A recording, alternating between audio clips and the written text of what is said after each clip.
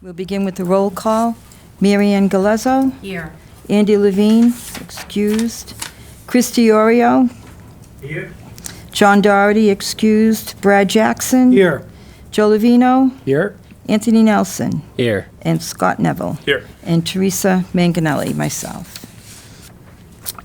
So this evening, we're going to welcome Town Manager Eric Slagle, along with Stephanie Fontana, who is in the audience, and Beth Lawrenson, and Jamie McGaldy.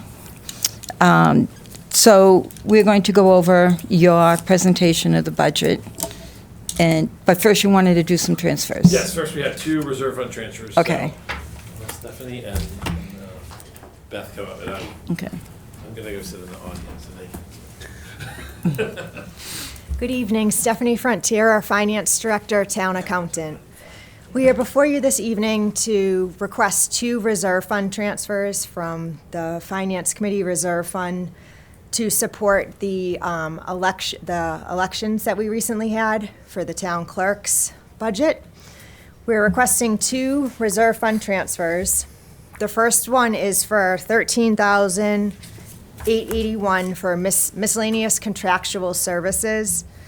What this is for is to cover the special town meetings that were on September 13th and November 20th.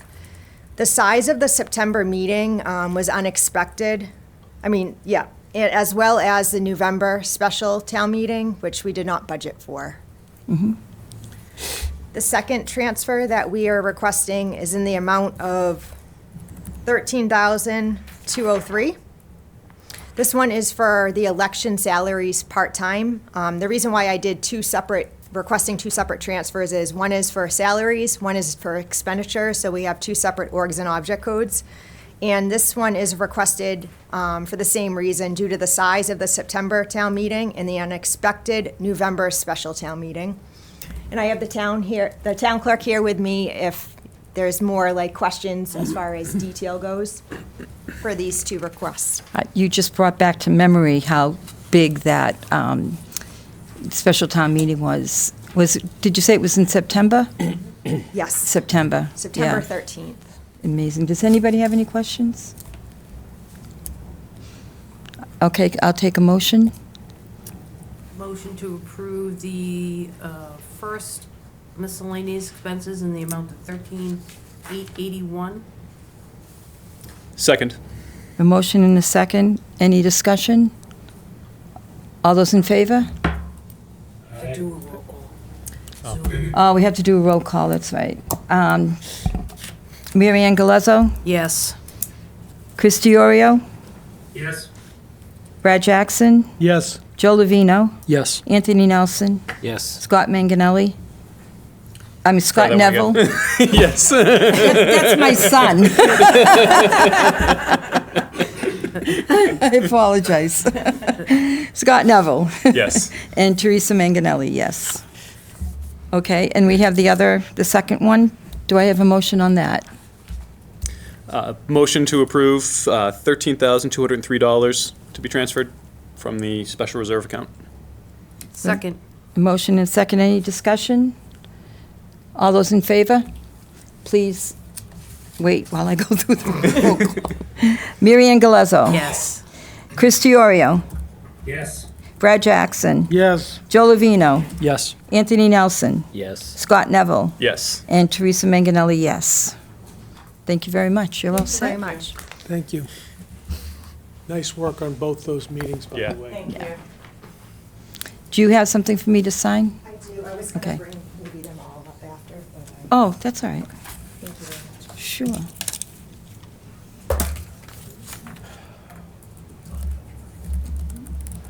Start there. Get them in a good mood. Get them saying yes. I went to that same Thank you very school. much. Thank you very much. I know the tricks. Okay, Eric.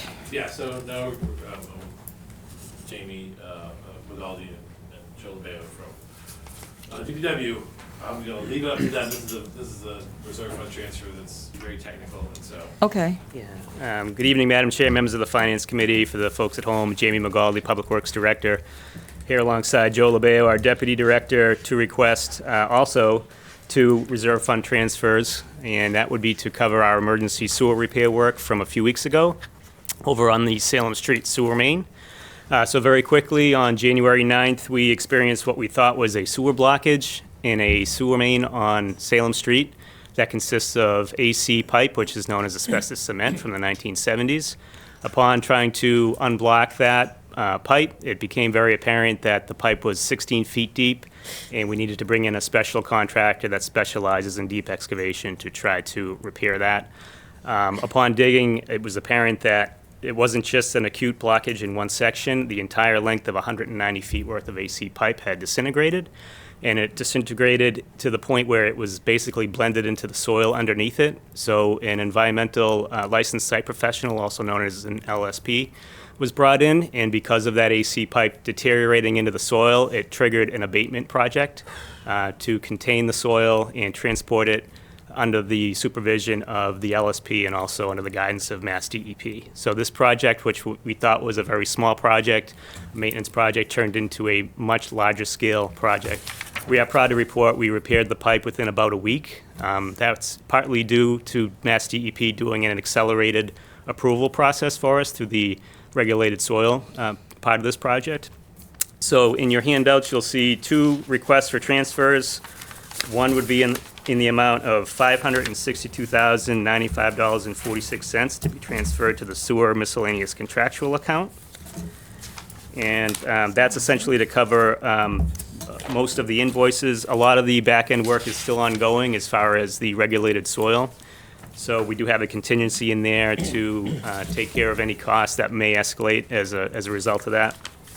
And the second request would be for $22,904.54 to cover sewer overtime for this week-long project. Can I interrupt you for 1 minute, Jamie? Nobody has a copy of it. Did you bring something I believe for Stephanie- us? I just have the original copy, similar to what we did for, Okay, all right. So we don't have it, all right. would you like, just, I don't think we have a copier in-house. No, that's okay. What I would like is like your narrative, if you could get us a copy of that. Yes, we do have a narrative that was submitted, but we can Okay. get you that, yes. All right, that's fine. Yeah. And what did you say the So amounts were? there are 2 funding requests. The first one is in the amount of $562,095.46. And that request would be to be transferred to the sewer miscellaneous contractual account. The second request is for $22,904.54 to be transferred to the sewer overtime account.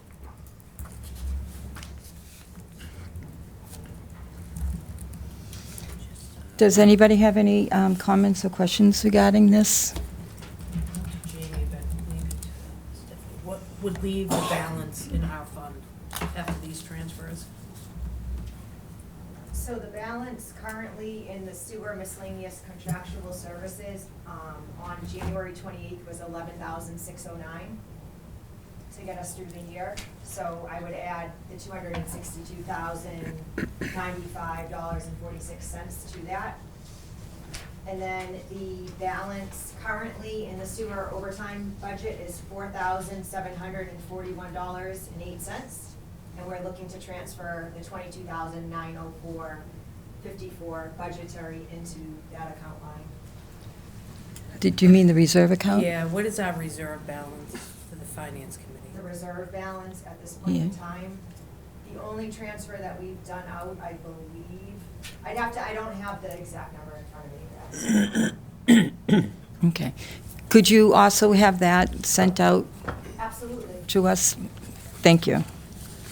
I got a question. And this probably isn't for you guys, it's probably more for the town manager, but usually all sewer and water expenses are charged through our bills, right? We cover them all. So how would this work? Is this going to be a town expense that won't be reimbursed by water and sewer bills, or will the bills go back, there's where it's coming from the reserve account, it's different than normal expenses for those.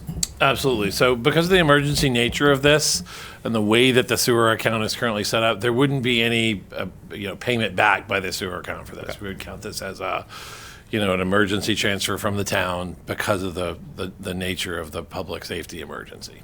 Okay, thank you. And I did take a look at the reserve account.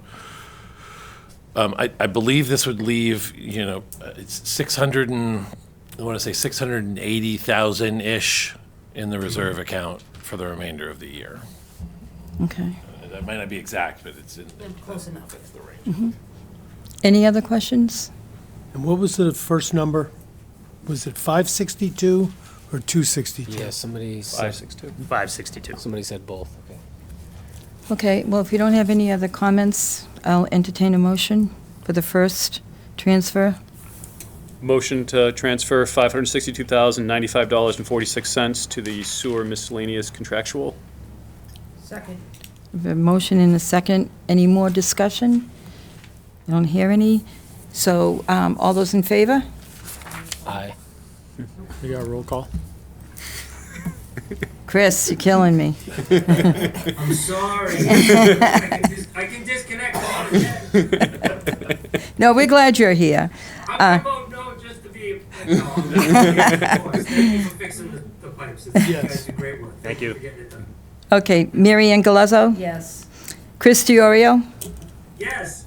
Brad Jackson, Yes. Joe Lovino, Yes. Anthony Nelson, Yes. Scott Neville, Yes. Teresa Manganelli, yes.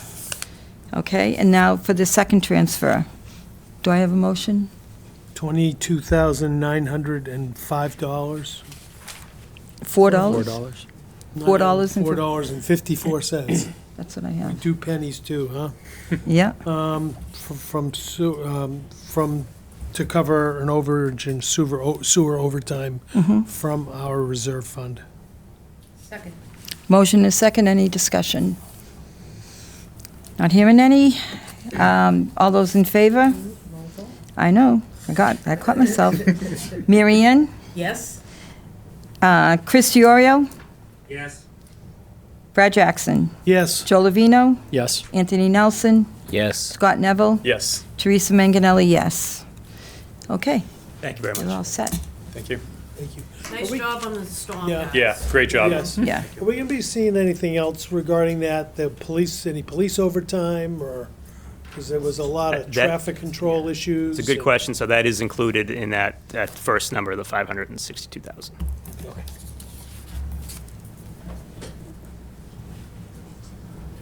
I'm glad Jamie answered that because I would have had to say. Ask Jamie. Go to the experts. Thanks a lot. Thank you, gentlemen. Thank you, good night. So motion to adjourn, we're all. Yeah. Just spent $600,000, yeah, I'm exhausted.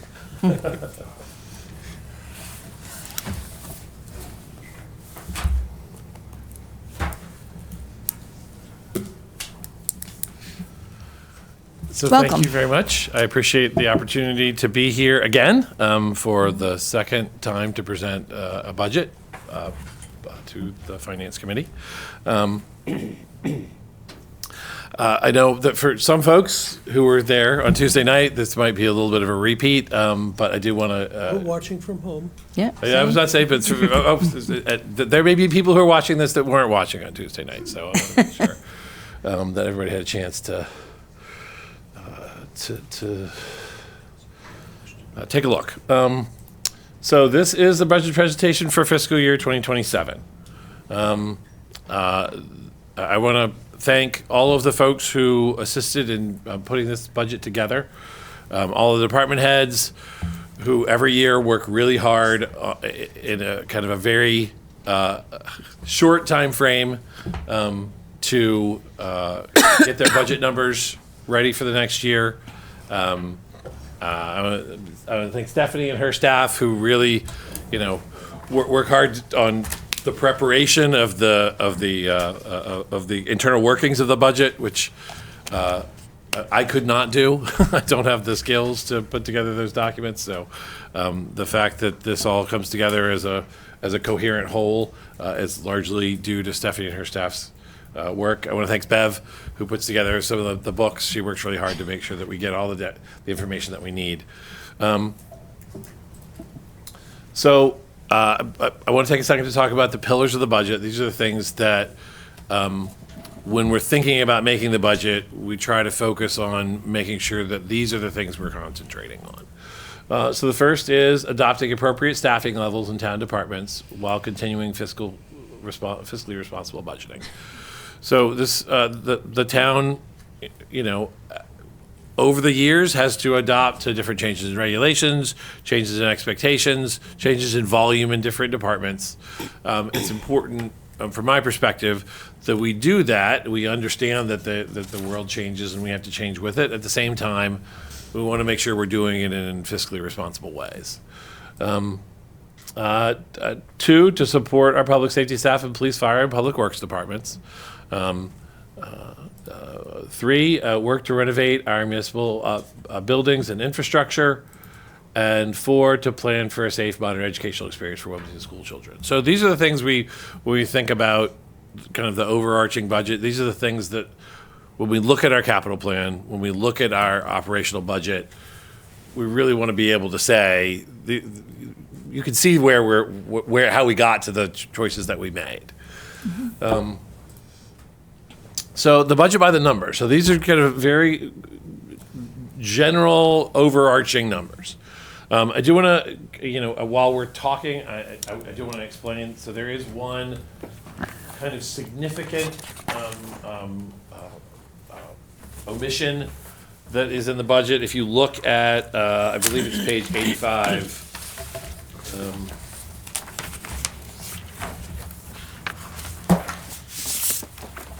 Actually 87, I apologize.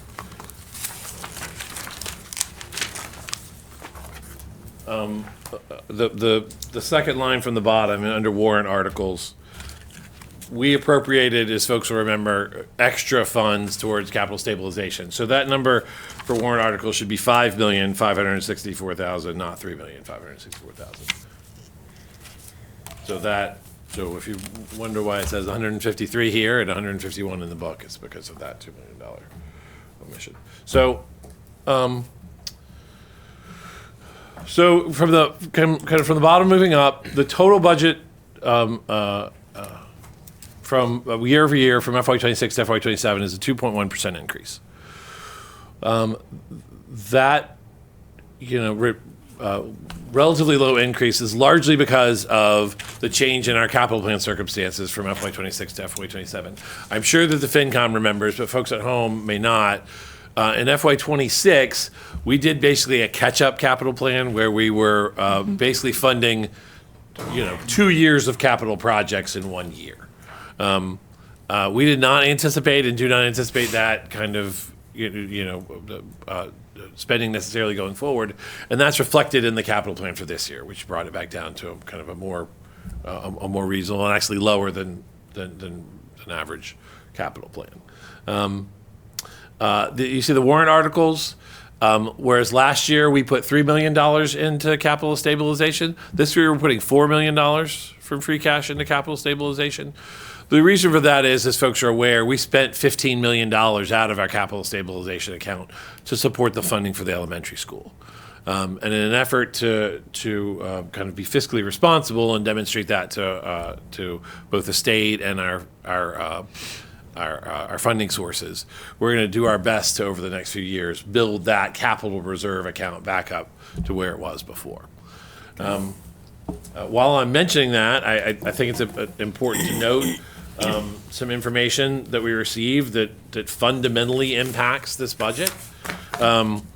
As part of, when we talk about debt service, we'll see this, but as part of the debt funding that we were working on during this winter, late fall and winter, we put out our initial ban that included some water and sewer work that was in last year's capital plan, plus the first tranche of funding for the elementary school.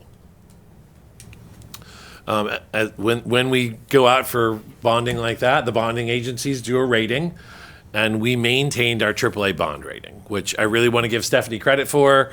She led the meeting with the bonding agency. They were very impressed with Wilmington. As I said to the select board, it is hard to get to a AAA bond rating. They don't give that out to everybody, and it's harder to stay at a AAA bond rating because all they come in is looking for reasons to knock you down. And the fact that we maintained it is significant. For those folks here, I can lay out a specific reason why that is significant. So when we did the work for the school project, we were indicated through our funding sources, through our lenders, that we should assume, for purposes of that debt exclusion, a 4.5% rate for the borrowing. Our AAA bond rating, our band is at 3.5%. So that, I'm right, it's 3.5%. Yes. So that 1% savings is $300,000 on the $30 million that we borrowed every year because of that 1% drop in rate. If you like extrapolate that over the 90 million that we're going to have to borrow, and extrapolate that you know it's going to be about $1 million a year we're going to save with a 1% drop, which over a 30-year, that's $30 million on interest that we will save. Wow. For that 1% change from the 4.5 we expected to the 3.5 that we got.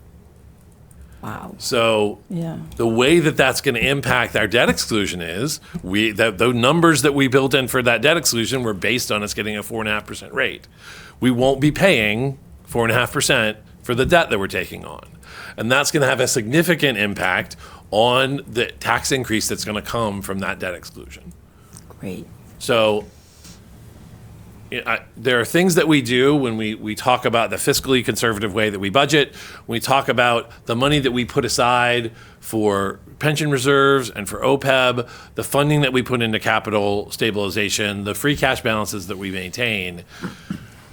Those are the reasons in the letter that we got from our bonding agency that we maintained our AAA rating. And that immediately led to us saving in this budget $300,000 in interest.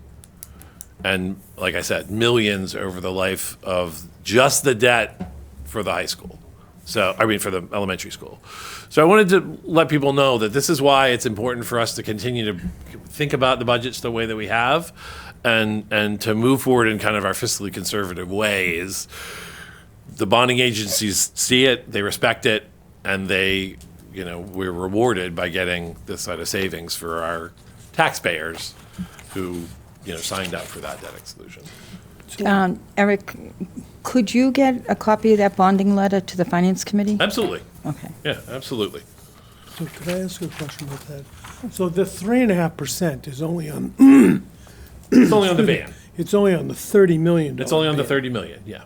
So so market rates can change, and and hopefully we'd still be a percentage lower than market rate. But I just want to be clear, because I don't think we want to mislead anyone. Sure. That the 3.5% is only for a $30 million ban on 160 million, or however much the school was. Right. And we'll continue to get bans until the school is finished. Then we roll that all over into one big bond, Right. which we would probably then be reevaluated. So we want to maintain the AAA rating, which is your point. But I just want to caution you, when you're extrapolating Sure. 3.5%, you're setting expectations that I'm not sure that you control the bond market to the point. You control the town of Wilmington's approach to budgeting very well, but you don't control the bond market. That's fair. And so I want to be careful that we're setting expectations correctly, publicly, that if this were to continue, this would be the savings. But Sure. No, that's a fair statement, that this is it's all based on. That's a very broad extrapolation. Yeah. Well, I mean, in my mind, I think if you look at interest rates and where they are now and where they have been historically for municipal financing, my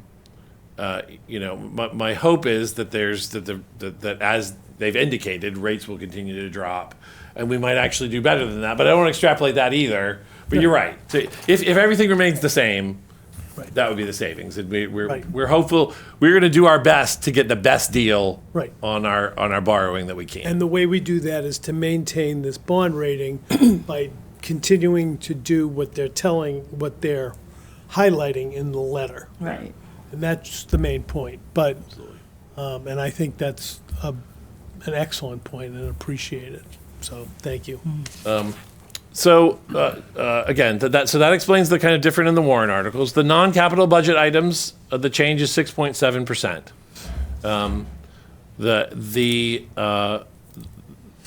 The debt payment for the elementary school is included in this non-capital budget line. All our debt is in the non-capital budget. So that's a portion of the increase comes from that particular debt expense that is part of the debt exclusion.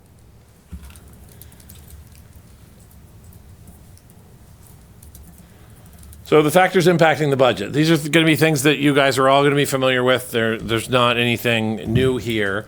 So after the budget last year, after the budget hearings last year, we've had 3 groups that settled collective bargaining agreements. So one was the police, one was the dispatchers, and one was the AFSCME 1, which are the public building staff. So those COLAs, which were paid in this fiscal year, were not necessarily reflected in the fiscal year budget for FY26. Don't we normally put something aside for it, though? We have a line where we Right. pay that from in this fiscal year. Okay. But that line is the salary and wages adjustments line. Right. So we fund it. It's not that it's not funded. It's just not funded in the salary line for those particular Right. salaries. So if you see a jump in those salary lines, it's because the COLA is no longer being paid out of the salary and wages adjustments. It's being paid out of those salary lines. Increases in general liability insurance of approximately 10%. And increases in health insurance of approximately 12%. However, this is where I feel like I need to fall on the sword. If folks would be willing to look at page 71, where we discuss insurance.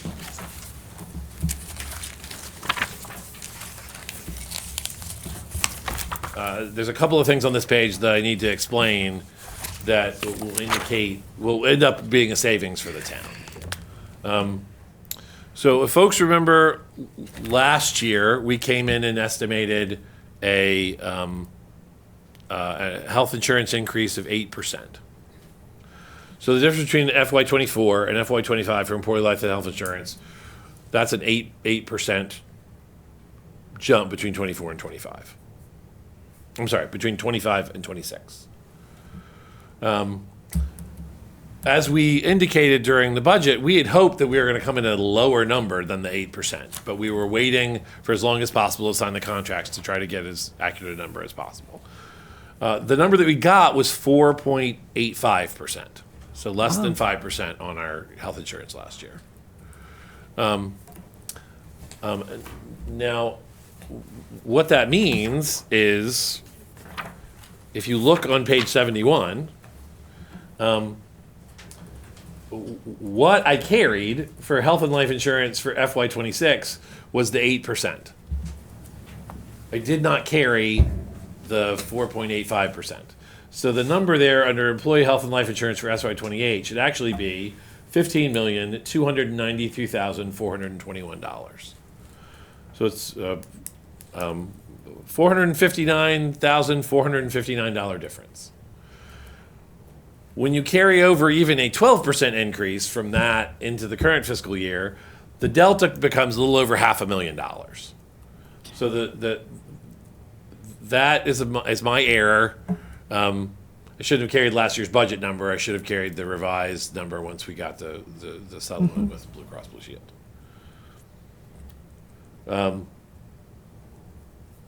There are some questions that were raised, and while we're talking about it, I want to kind of discuss this whole page about increases that we're seeing between FY24 and going through the FY27 budget and the other insurance lines.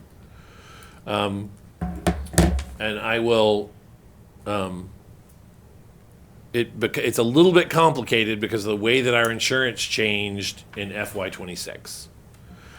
So for public liability for officials, the bulk of our public liability insurance in FY24 and FY25 was paid for in the property and general liability line. In FY26, we started splitting it out. So you'll see the property and general liability line goes down in FY26, and the public liability for officials goes up. But those were lumped together by Maya until FY26. In the workers' compensation line, you'll see workers' compensation in FY24 was $456,951. The expenditure in FY25 went down to $155,000. That is not a reduction in our premium. We paid a portion of that premium with ARPA funds. So that's why it looks like there is a dive in our workers' compensation insurance and then a drastic increase. When in actuality, the delta between those was paid for by ARPA, which was not reflected in the budget because it's a non-budget line item.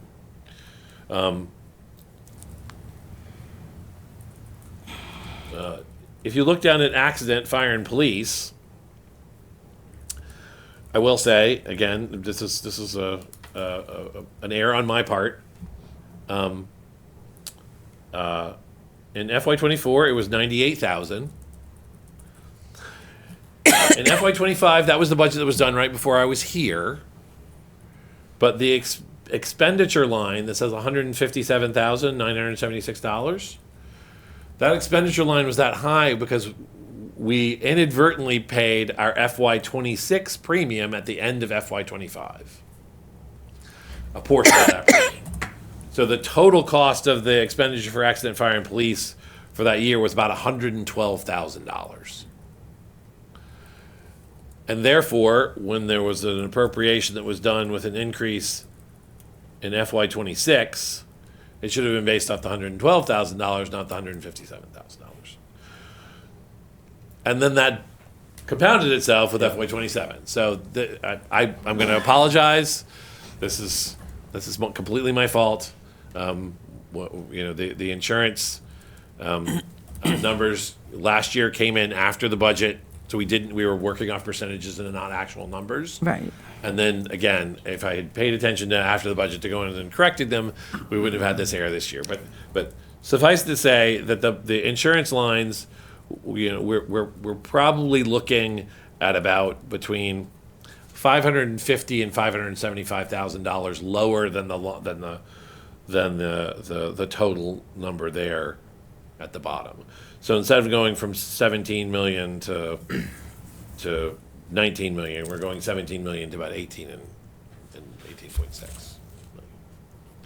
So I did want to kind of explain that off the jump because I know those numbers are very large, and I think it deserves to be. So can I just ask for clarification? So those estimated FY27 numbers will actually be lower then? Yeah, so for purposes of the accident, fire, and police, that number is going to be lower than it is. And the purpose for the employee health and life insurance, that number is going to be lower. So, okay, because all you did was basically take exactly 6% and raise it for the insurance. It's just an estimate. So it's just the baseline will be lower and then therefore Right, after yeah, because adjusting the 6%. because last yeah. year's number was not the exact number that we paid. Yeah. We're So, not going to okay. be paying a. So we're not gonna I be- think I don't think you have too much of a sword to fall on. It's an error, but you'll fix it, right? Yeah, we'll But we'll it's- fix it. The number's actually going to be lower than The number's actually going to be lower. It's going to cost the town less money for these insurances than we have estimated on this page. So that's kind of what I wanted to say out loud. And we'll be very careful about making sure that this does not happen going forward. We'll correct the kind of the budget documents as we get the exact numbers in. Yeah, it's easy to see how that happens. You know, it's And I appreciate that you're bringing it to our attention. yeah. As so- I'm sure the finance committee knows, there's a lot of these numbers that we have to estimate. Things like the Shawshene Tech budget, things like Right. insurance and things like that. We're basing it on best estimates and, you know, garbage in, garbage out. So if they're estimates, if I'm using the wrong number to estimate it off of, it creates. Well, at least it's going the right way. Yes. I'm much happier to be telling you about a $500,000 difference in how less money that we're paying than Right. the opposite. So as far as the employee health and life insurance, are you any closer to knowing what that percentage will be? So we estimated it at 12. Right. My hope is it's going to come in at lower than that. But When- we're facing some challenges that are happening across the Commonwealth, specifically with GLP-1s. I don't know how if folks have anybody who's got insurance that's not from Wilmington probably knows that you've been informed that no insurance are no longer paying for GLP-1s for weight loss, starting basically this year. So excuse me, that's everybody, not municipalities. It's not just municipalities. It's private insurance. It's everybody. Okay. There's no the use of GLP-1s for health insurance went up so fast and so large that they were just not prepared to handle the volume of weight loss use that was coming with those drugs. So that's still going to be covered for diabetes. So that's, you know, for folks who use it for diabetic purposes, it's still going to be covered. And we are negotiating with our insurer to try to find a potential, what I would call a soft landing for folks who are insured by the town and are using it for weight loss. For instance, there's a program that allows them to private pay at a lower rate for 2 years. So they have 2 years to kind of get themselves ready for figuring out how to move on past that. That's one of the things that I think there's a recoup of losses kind of in the insurance industry that is causing part of these increases. We were at the MMA conference end of last weekend, and Maya, who we use for general insurance, but lots of towns use for health insurance, they were estimating their increases for their members between 9 and 14.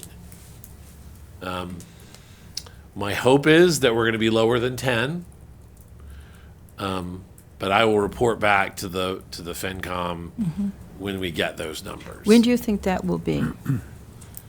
So the way the actuarials work for health insurance, and I don't understand this as well as our consultants do, but the longer you wait before you sign up, the more current data that you have, the tighter they can write the rates. So that's why we waited until, I think it was we might not have even signed a contract until June last year, because we were waiting. We knew we had some very large bills that were going to drop off. Every month that goes by, if you drop off a large bill, because they look at you like there's a 24-month window.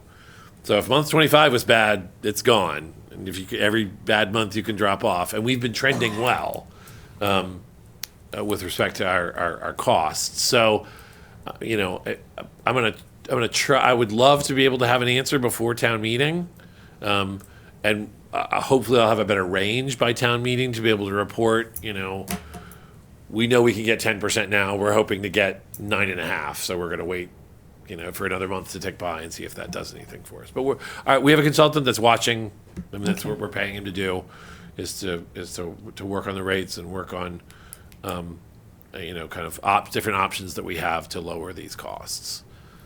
Where is gap insurance? We're still carrying gap insurance for health. Is that in here, in that line? Yeah, all of our employee health and life insurance is covered in that amount. That's, Okay. that has our, it covers the basic life, it covers your reinsurance, it covers your stop loss insurance, which I think is what you're talking about. That's what I'm kind of talking about, like those are the large claim insurance, which Right. is the stop, Okay.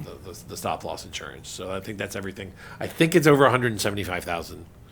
A claim over 175,000 goes to that insurance and isn't covered under our regular insurance. Okay. What are we paying for that coverage now? Do you know off the top of your head? If not, it's I fine. can provide that information for you for Okay. FY '26. I don't have it Yeah. off the top of my head for the stop loss. Because we looked into that pretty extensively a number of years ago. And the manager at the time gave us a lot of detail on it and supported having that coverage. And not everybody necessarily understood. Sure. But it, like with everything else, the cost has gone up, I'm sure, quite a bit since the last time we talked about it. Yeah, we actually renegotiated our reinsurance last year and went out for competitive bids. And we ended up sticking, I believe we ended up sticking with Blue Cross Blue Shield, but they basically we basically said last and best because we had a better offer. Yeah. And they matched it. So I think we actually got we had a very good deal on our reinsurance. And what does reinsurance cover? Like I said, that's the This, over $175,000. okay, so claims. that's the gap, the stop loss, and the reinsurance. They're all the same. Yeah. Okay. I need to know that. But I can get you the numbers for the entire breakdown of the employee health insurance, everything that we have, and what the rates are. Understanding that our health insurance is self-funded, so we just have a trust. So there's not a bill. We get bills from Blue Cross Blue Shield, but they're just they say we think you should charge your payments, you should charge your clients, the employees 8%. And we get to decide, because we're self-insured, whether we're going to take their recommendation or we're going to rely on the trust to support it without raising the rates that high. And that's, we have an insurance advisory committee that works with our consultant to advise me on how we should approach those sorts of things. And that's contractual, correct? In all the contracts Union the contracts? employees have, that it's stated that their insurance will be covered by a certain percent by the town? Yes. So it's 75-25. Right. Yeah. So I that's remember it. when that changed. Yeah. It was an outrage. I- People were very, very upset. I was at a place that was 85-15, so I remember Yeah. what that change is like. Okay. All right. Any other questions about the insurance? Yeah, I'm sorry to take us off that tangent while I was in the middle No, of my, that's important. but I did want to. I thought there was enough there. One quick one. So this 6% increase just assumes zero delta. You had some retired employees and some new hires that it roughly washes, or? Yeah, I mean that's when we do that between retirees, people switching from family to individual and individual to family. Yeah, we're not, and the positions we were adding in this budget are non-benefited. So we weren't counting on any change in numbers of individuals. Okay. It's all a little bit of a crapshoot, because somebody who doesn't have insurance could come in tomorrow and say, "No, I want family insurance," and we're on the hook for it. But we're lucky in that we have a large enough pool that generally evens out over the course of a fiscal year. Okay. So moving on to the budget changes. So I did want to talk about, as I mentioned, staffing increases. The significant portion of the staffing increases that are in this budget are under general government. So there's 3 part-time positions that we're adding under general government, which is the departments that we're discussing tonight. So in the town manager's office, we're going to be adding one part-time HR clerk. So right now, we have basically one full-time individual, Kathy Godfrey, who is our HR director, and one part-time individual who is Tommy Donahue, who work on our HR work in the office.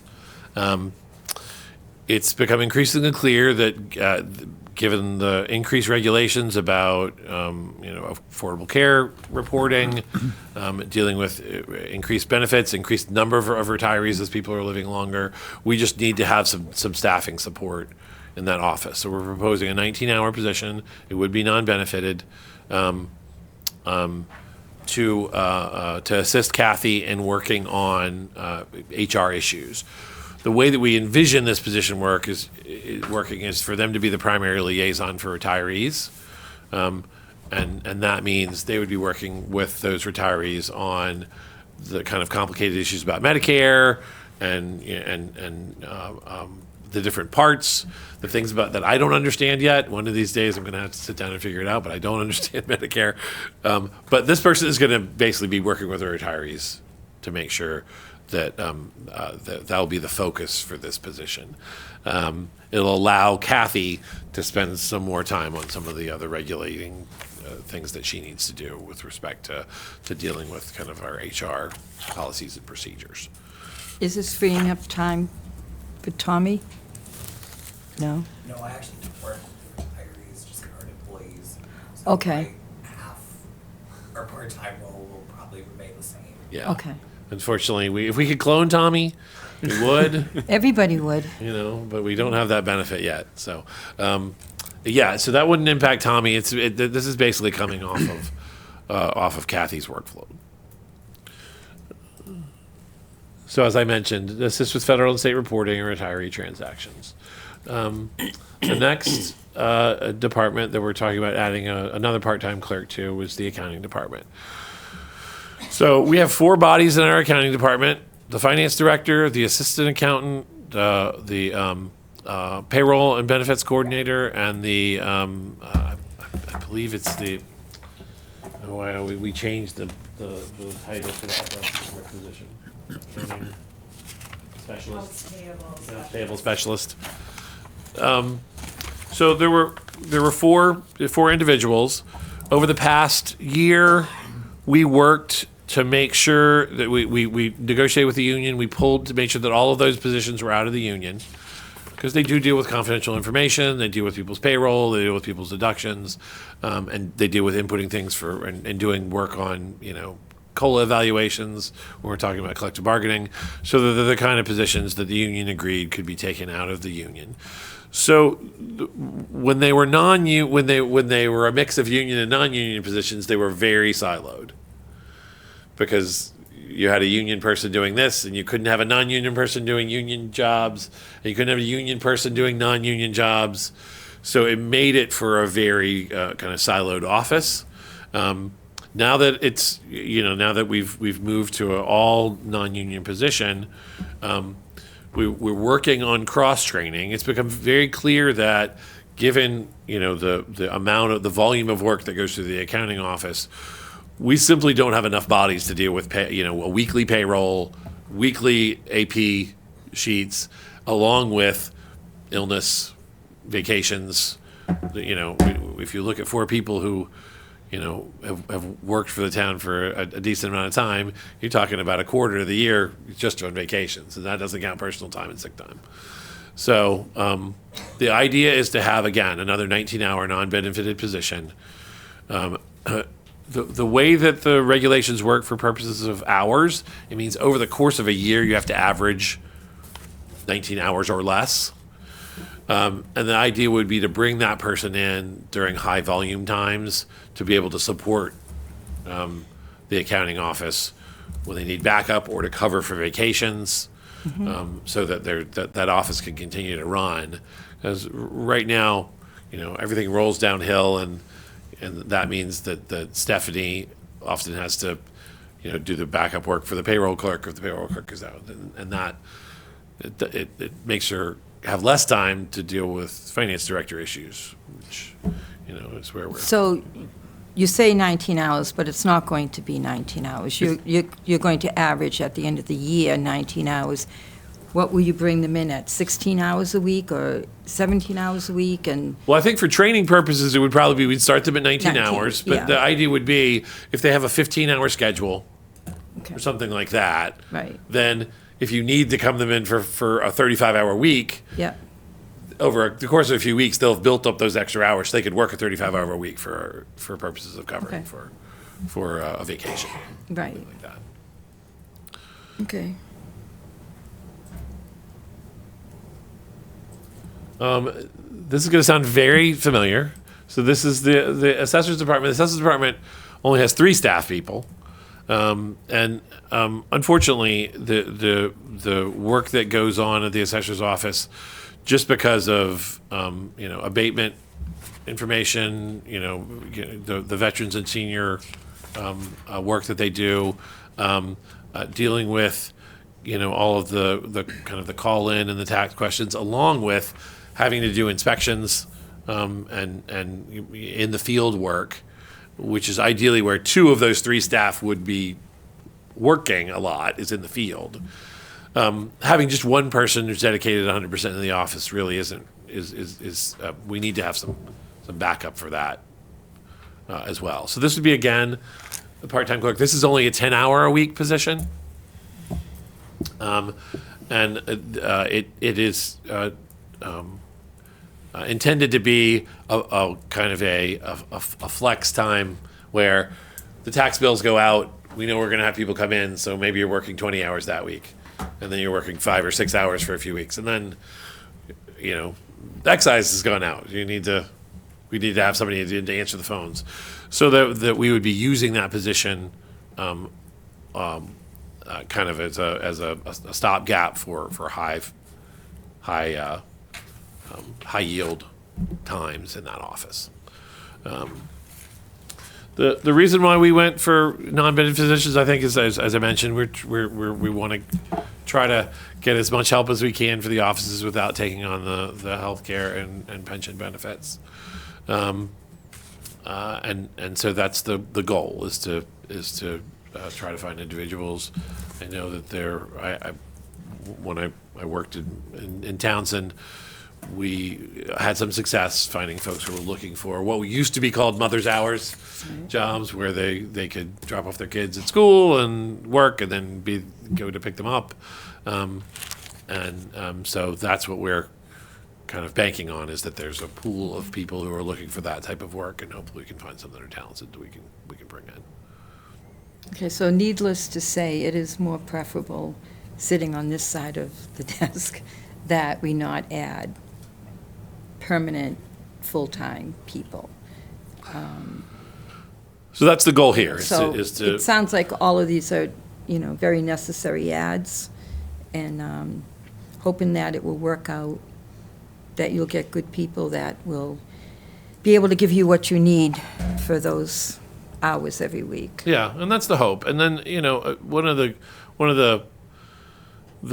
reality of municipal government is we have jobs posted all the time, and if you get a really talented person who's part-time and they want to be full-time, hopefully we'll have another position that becomes open that we can use this to kind of groom talented people. Right. And say, it may not be in the assessor's office, it may be in the treasurer's office, Right. but we know that you're a good person and you work hard and you're smart, and so this would be a great opportunity to kind of find some diamonds in the rough who may at some point in time be interested in moving to a full-time position.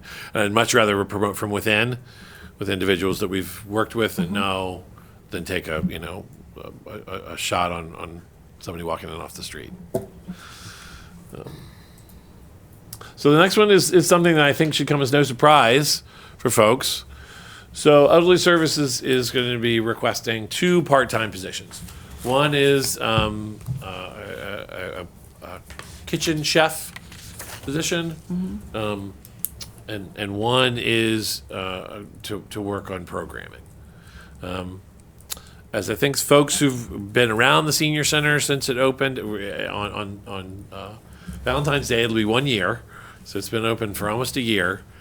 folks who have been around the senior center will know, and we can talk about when we talk about elderly services when Terry is in, the massive increased volume that the new building has brought. And the plan at the time when that building was opened was Terry was going to go for the rest of that fiscal year that we were starting the budgeting process for, which is FY26, and see how it went with our current staff. But I think that folks who looked at her staff and looked at that new building knew that we were going to eventually come back with a request for an additional staff for the senior center if it worked out as we'd hoped. And it's worked out greater than we hoped. So this is I think these are, the kitchen individual will help us kind of use that commercial kitchen, that beautiful commercial kitchen at that building, to kind of to fulfill its potential for better what it can do for the community. And right now, the programming over there is slammed. And so having another individual who can help work on programming and run programming and coordinate programming for the senior center, I think is really kind of a critical piece for us to start using that building to its potential. So those we'll talk about those kind of in more detail when Terry gets here.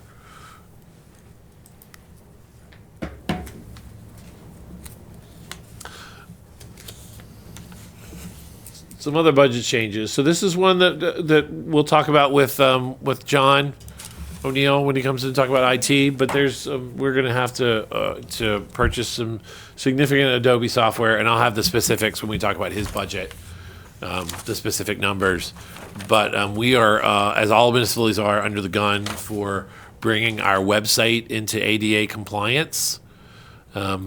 And that is not just the website itself, but also every document that is uploaded by every department onto the website has to be ADA compliant, which means it has to be able to be textually, optical character read, and read out to an individual, a disabled individual who's accessing it on the computer. So in order for us to do that, we have to have a program that will verify that the documents that we're uploading are accessible, and Adobe Pro has that capability. So we're going to have to purchase a significant number of Adobe Pro licenses, and that's one of the things that we're going to be doing as part of the IT budget. Other changes, if you looked at your public buildings budget, you'll notice that we made significant increases into the maintenance lines for public buildings. One of the kind of main concerns I've heard from the public since I've started here is, why aren't we spending more money on proactive maintenance of our buildings? Why are we only going and fixing them when they're falling apart? That's a very complicated question, and it's not just a matter of necessarily throwing money at a problem. There's time issues, there's staffing issues, but it is partly a money problem because Dennis Kelly and George Hooper before him do their best to eke out every dollar that they get to work on the buildings, and they have to make it last a full year and be prepared for emergencies as they come along. So what we've done in an effort to try and answer the public's concerns about this is we put forward a $197,000 increase in those maintenance lines between HVAC repairs, school building expenses, and miscellaneous facility repairs. So that's almost a 20% increase in the maintenance budget for public buildings. And our goal is to be able to make sure that we're doing the best we can to get preventative maintenance done on buildings and do work on them before it becomes a capital project. And try to make sure that we can, now that we're building these beautiful buildings, the new town hall, the new senior center, we have a relatively new high school, we have a new elementary school we're building. We're going to need to make sure that we're keeping them up, and that's the goal of this budget increase. The capital plan. So for folks watching at home, this nice little tome that has all of our capital projects laid out one page by page. We have a capital improvement plan that, like I said, it's not to the same magnitude as it was in FY '26. The highlights are, we did some, there's some equipment for DPW. They're gonna get a vacuum street sweeper. As I know folks in town will appreciate, we're gonna get another sidewalk plow. These are both to replace equipment that's aging out.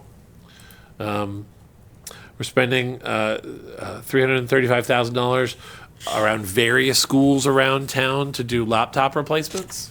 And we're also spending, I think, another $20,000 or so on Chromebook replacements at schools.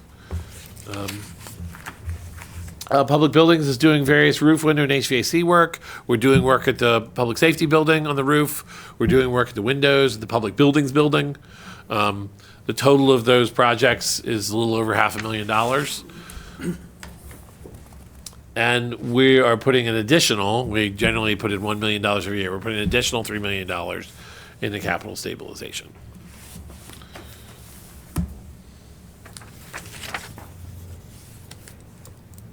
So the long-term building plan. So this is going to be, folks have seen this before.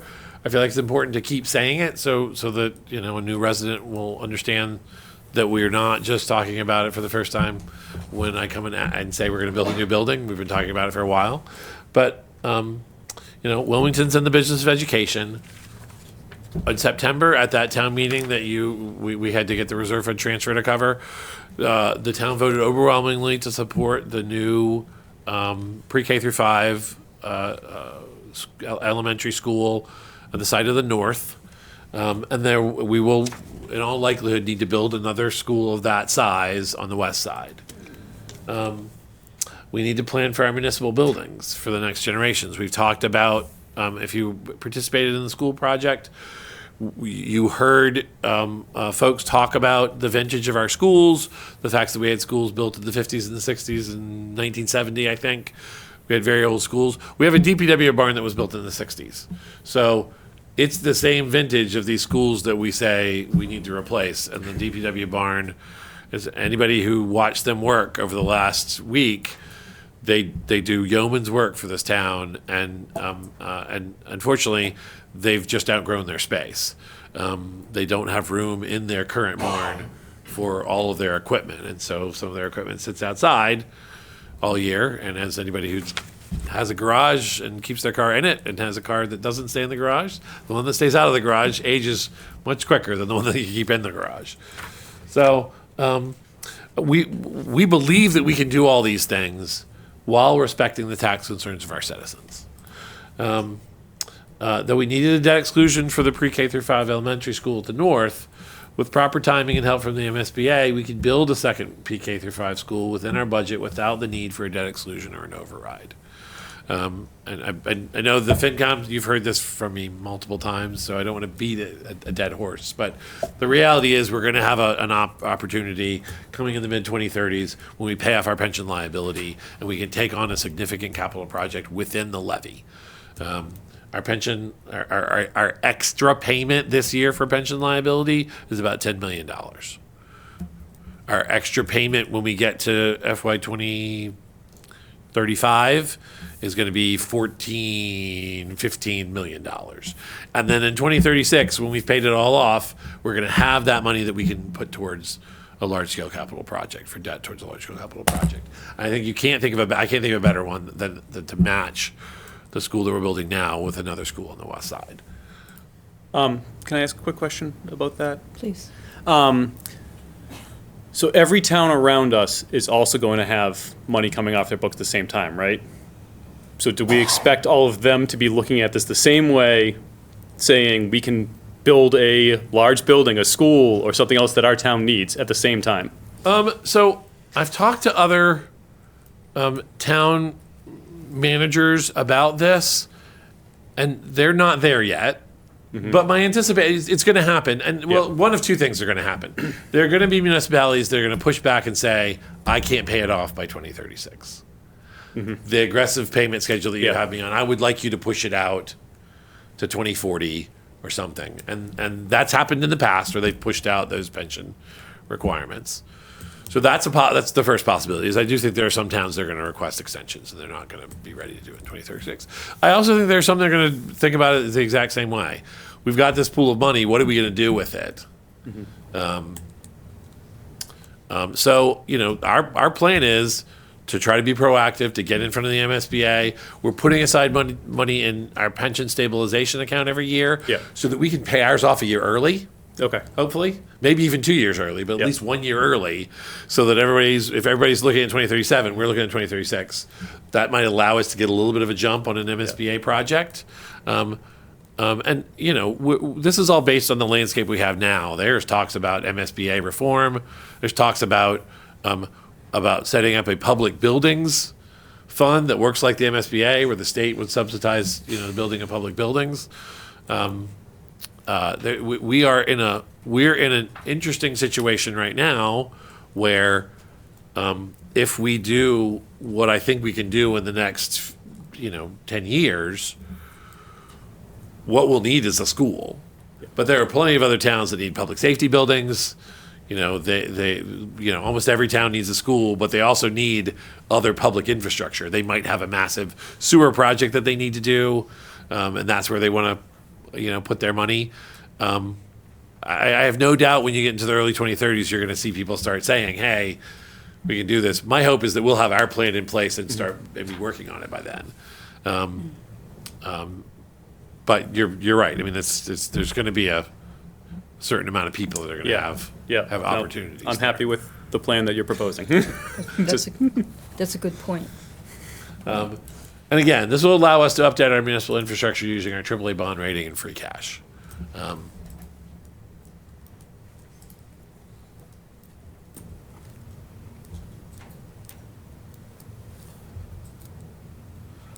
So the schools. I know that folks pay very close attention to the school budget, as everybody should. So if you look on page, I believe it's page 80.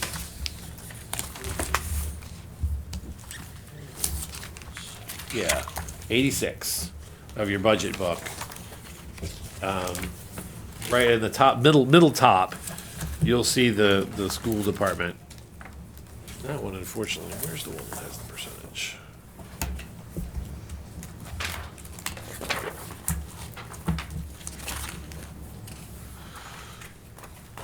Okay, so maybe instead, let's look at the bottom of page 82. It's the same numbers, just in kind of a different format.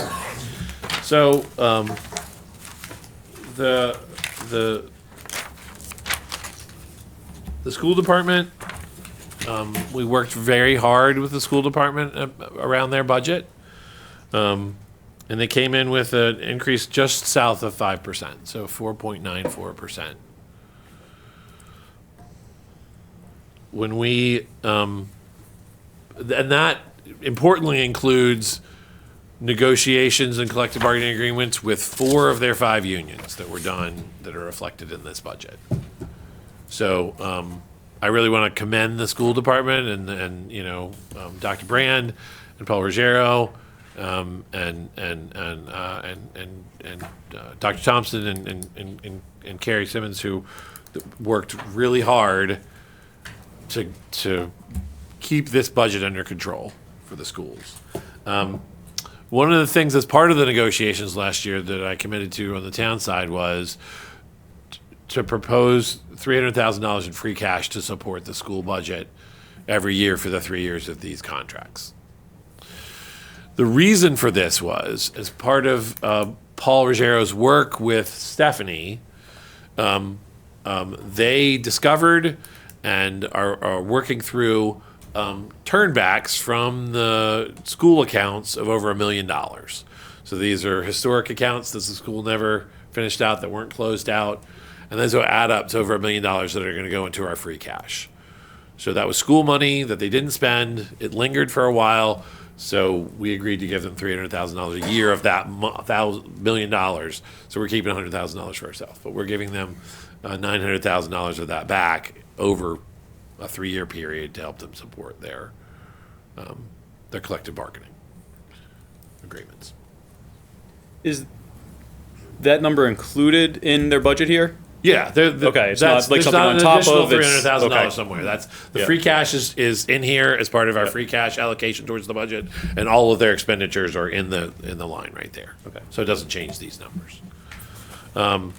In addition, again, one of the challenges we talked about earlier, we estimated a certain percentage increase for Shawsheen at 5%. There are reasons we estimated that low.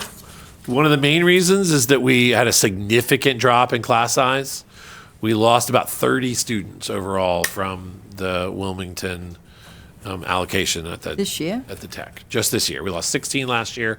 We lost 30 this year, and we have a very large senior class this year. So in all likelihood, there should be another drop next year. After that, it gets a little bit. We might have an increase, but one of the reasons for the drop in students is because 2 of the municipalities that traditionally don't use up their full allocation have started using more. So Bedford's use of their percentage has gone up, and Burlington's use of their percentage has gone up. As I think one of your members can tell you, those 2 municipalities traditionally didn't use their full complement of spots, and so those spots went to the other towns. Well, now they're using more, and so there's less spots for Wilmington students to get in. So it's more competitive to get in. It makes it more competitive for Wilmington kids. Right. Now, we don't know what that's going to mean for purposes of the state statutory changes in how they do the lottery for students starting next year. So there could be things could change radically, but for purposes of this year's budget, with that significant a decrease, I think budgeting for a 5% increase for us, I'm hopeful that that's a conservative number for purposes of the tech. For purposes of our building plan, again, I just want to go through this very quickly. You guys have all seen it before. We are building the pre-K through 5 at the north site. That's with the debt exclusion from 2026 to 2056, approximately. We have a second pre-K through 5 to replace the Butwell, the Shawsheen, and the West. So we believe we can do that in the tax levy with no debt exclusion needed. The debt for that would be from 2036 to 2026. Again, generally speaking, if we time it right with our submission to MSBA, which would come in the early 2030s. And the timing of this project would coincide with the high school debt coming off the tax rolls. So that last year in 2036, the high school debt would be the debt exclusion about 1.4 million, and the following year it would be just gone because it was a debt exclusion. So that you'd see that that going off the tax rolls. This lines us up for a middle school plan for renovation construction around 2056, when the middle school is going to be solidly middle-aged, in the early 50s. And then a potential plan for a renovation or construction of the high school in 2066, when the high school will be 53-ish years old. Doesn't mean we're not going to be doing projects in the interim on these schools. The middle school and the high school, we're doing projects in this year's capital plan at the middle school for work there. But for purposes of major projects, where we're talking about MSBA project, that's the goal. And on the town side, we're building our North Wilmington Fire Substation. So we're going to have a separate warrant article. It is not in the capital plan because, generally speaking, for full building construction, we keep them as separate warrant articles. There's going to be a separate warrant article that you will see to fund the remaining costs at the Maytown meeting.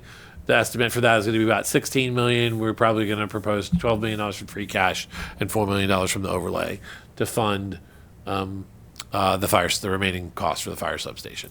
We have an architect on board. We have an OPM on board. And we expect the architect's scheduling to have some significant plans to present at town meeting when we're coming forward with this proposal to pay for the rest of the substation. And that means we'll do a feasibility study for a new DPW barn in 28 or 29, and possibly a feasibility study for a library renovation in 2031 and 2032. So that's the long-term building plan. And that's the conclusion of my overall budget. So I know we were talking about general government, so I do want to spend a few minutes going through those specific Yes. departments. The significant changes are the staffing for those general government lines, but I do want to provide the opportunity to go through those. Where did you want to start? So let me get to the beginning of that. General government starts on. Elections and town meetings, 16? Yeah, the select board is page 15. So the select board is page 15.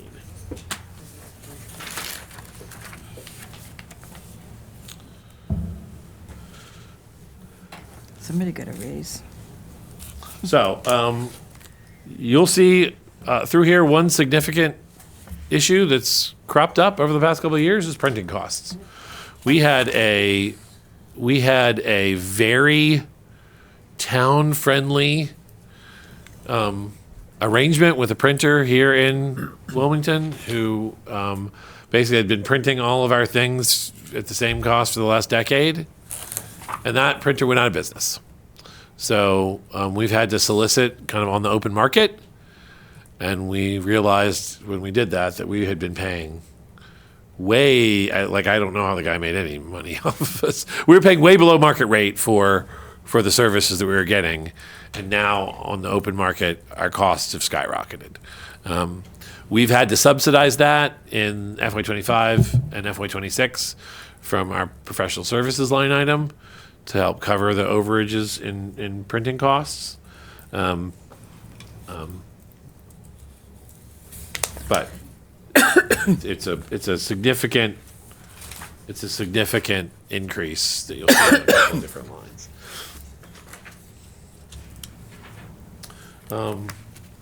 Elections, that number actually goes down a little bit because of a drop in the printing, advertising, and binding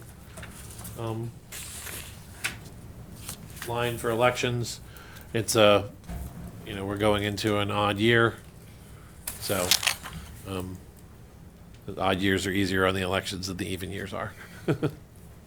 They have some capital items for this department Yes, so the capital items, I think, for this department, on page 76, at the bottom of the page. so there's electronic vote tally clickers. I'm sure anybody who's paid attention to other town meetings has seen the electronic click voters. Beth has gone out to multiple different towns to observe as the clickers are in use. And she and Jonathan Eaton, who's our town moderator, have had kind of long discussions about how and when to implement these sort of clickers. The obvious concern is about making sure that that we have adequate redundancy to make sure that we're going to be able to know that we've handed out 257 clickers and there's 257 votes, and we're not first at this game. There's a couple of companies that have been doing this for a while in Massachusetts, and so it's a matter of conversing with other moderators and other clerks about which companies are the best and are the easiest to work with. So that's part of the electronic vote tally clickers. And then the early voting high-speed tabulator.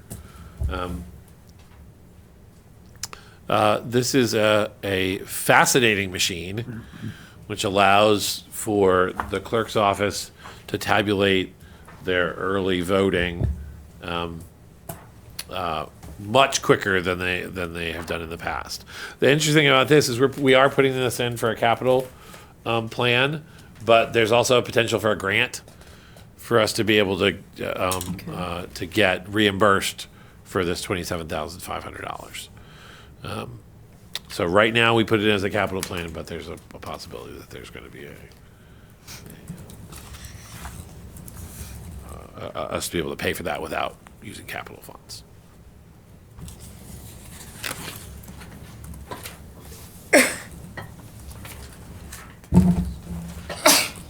Excuse me. Thank you. The register voters, which is on page 18. The only significant, there's a minor increase in printing and binding, but there's an increase in postage for census mailing. Based on increased postage costs. I was supposed to bring mine too, I forgot it. I'm supposed to bring my thing tonight. You missed out. Saturday. What are you missing?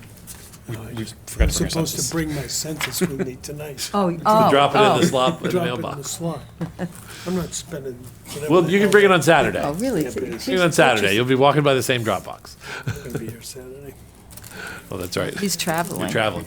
The Finance Committee, once again, there's an increase in the printed advertising and binding.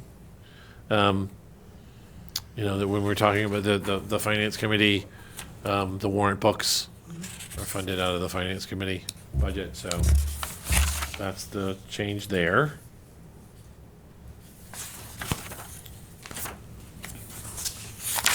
The Town Manager's Office, I'm sure you had no questions about that.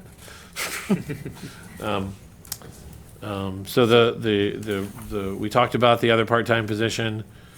All the other salaries are, step increases or contractual increases. The postage, printing, and advertising, and miscellaneous contractual services.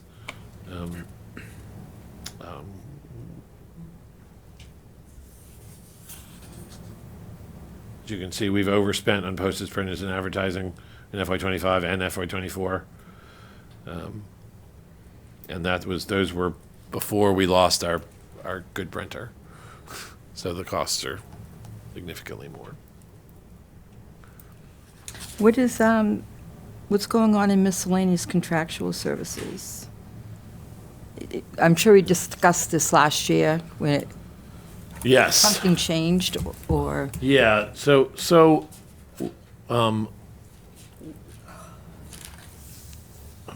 I apologize.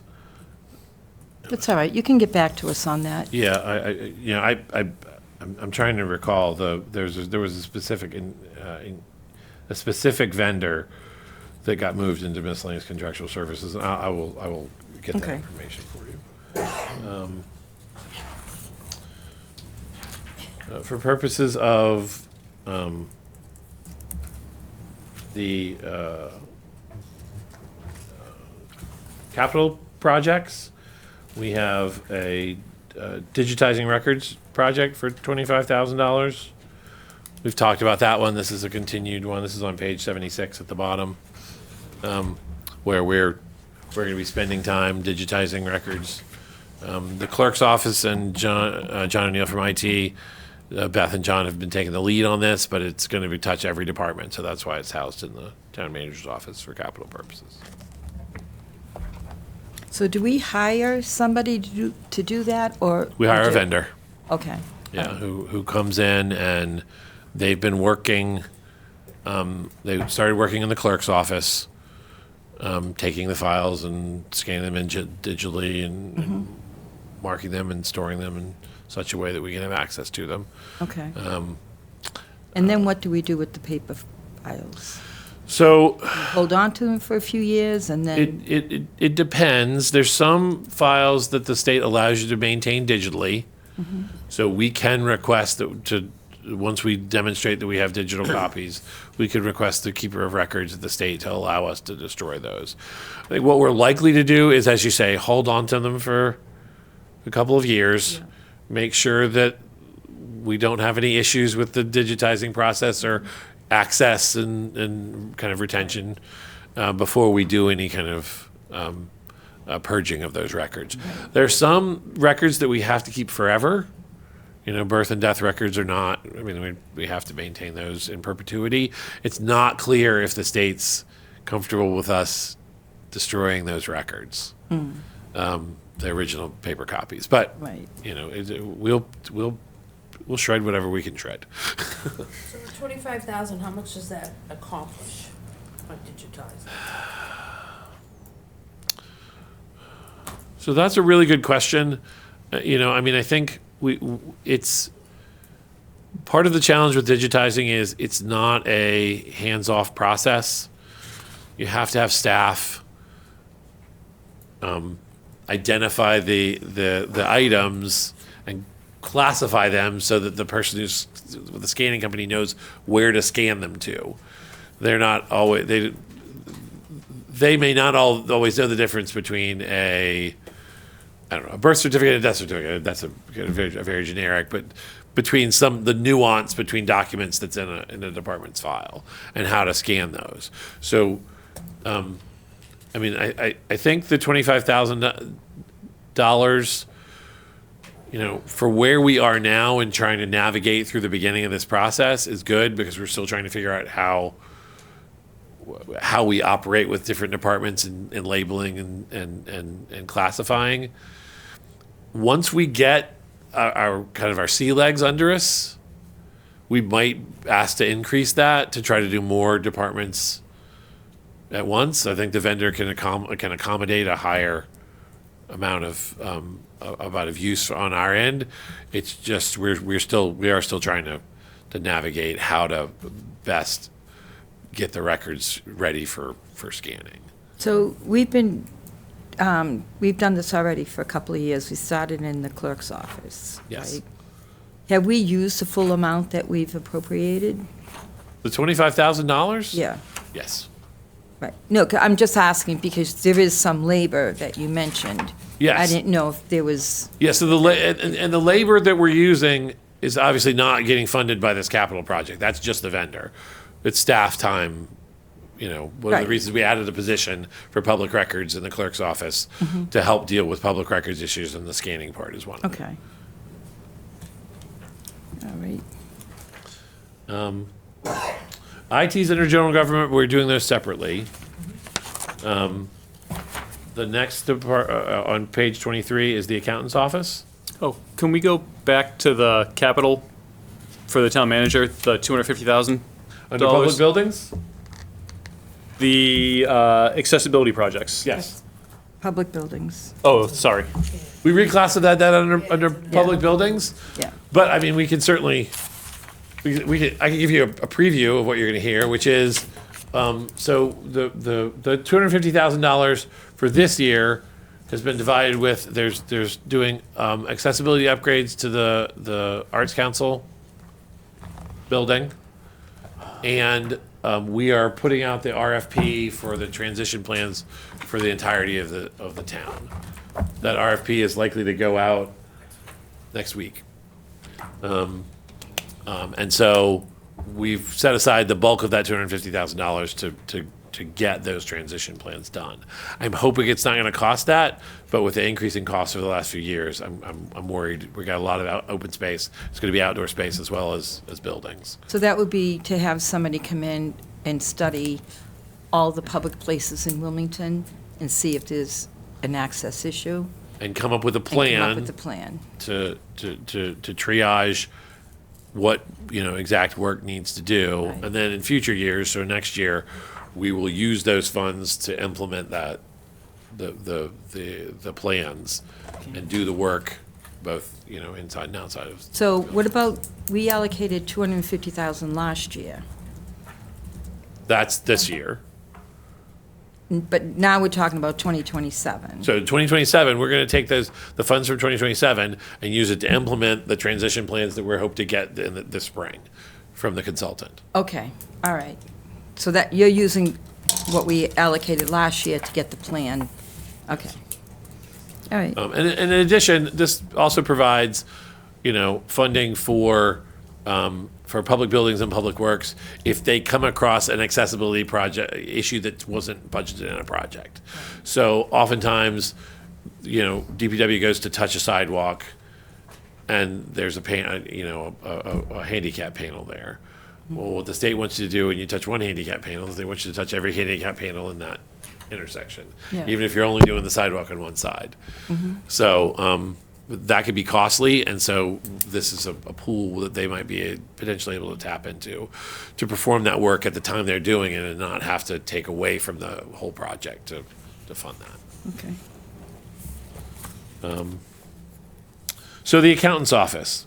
As you can see, the only real significant change in the accountant's office is the addition of the other part-time. Everything else is, contractual. Bless you. Bless you. Contractual increases.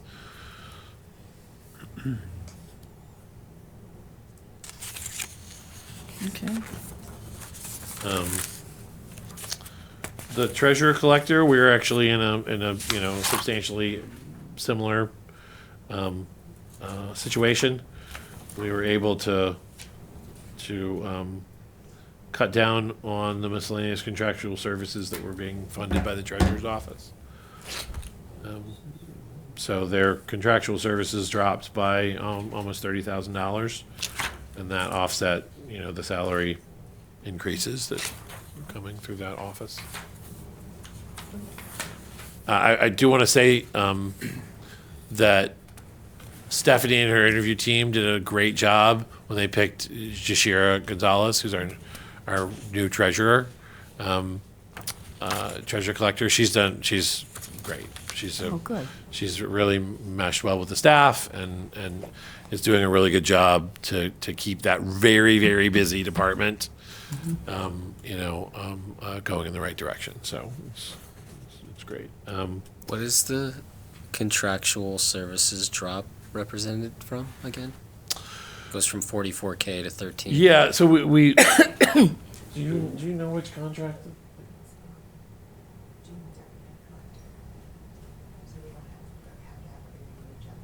Oh, right. Yes. So this is we're actually hitting a drop in contractual services because we're going to go out to get a deputy collector. So most municipalities, if you see, use a deputy collector. Like, who are the two of them? There's Kelly and Ryan. There's two big companies that do most deputy collector services for the town, and so we don't have to pay. What, Jet? Yeah, right now, we're currently paying to print everything by a vendor called JetMail and mail out all the bills. They will handle all that for us. We will send a PDF file to the deputy collector, and they will go ahead and pay for all of that. The only thing we'll still have to pay for is postage. So currently, right now, we're gathering the file, we're sending it off-site, they're doing the mass printing, the mass mailing, which there's a huge cost to that. The deputy collector does not charge for all of that. So a cost savings, which is great. And they'll also go after demand fees, so to increase the town's revenue. Okay.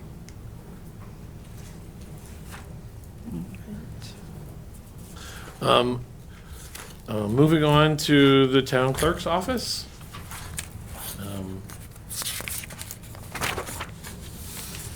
Again, what we're looking at is contractual increases.